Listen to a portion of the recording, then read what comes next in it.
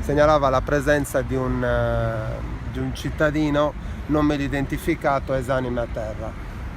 La vittima, il cittadino appunto, si chiama Stazzu Fabrizio, è del 66.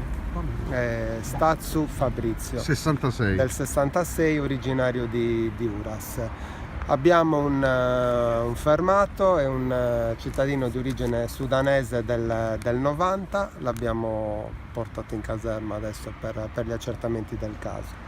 Sul posto, oltre al comandante provinciale, ai colleghi del nucleo investigativo, dell'aliquota operativa di Quarto Sant'Elena, c'è anche il PM di turno, dottor Tronci, e il medico legale, dottor De Montis.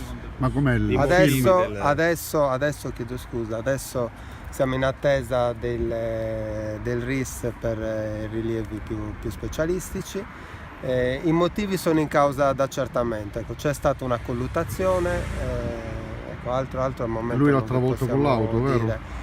C'è stato anche un investimento, sì, però è da stabilire anche se sia stata questa la causa del decesso o se magari la vittima fosse già morta precedentemente. Ma la vittima dormiva qui, viveva qui? La vittima ci risulta sì che dormisse qua, in una roulotte. L'aggressore ancora non lo sappiamo. No, non aveva altre ferite d'arma da taglio, ma aveva altre contusioni. Però, ripeto, questi dettagli poi ce li svelerà il dottor De Montis quando concluderà l'autopsia. Il fermato era ancora qua dentro quando siete arrivati o è stato fermato da qualcuno del campeggio? Sì, il fermato stava cercando di allontanarsi, ma è stato fermato immediatamente da voi. Sì.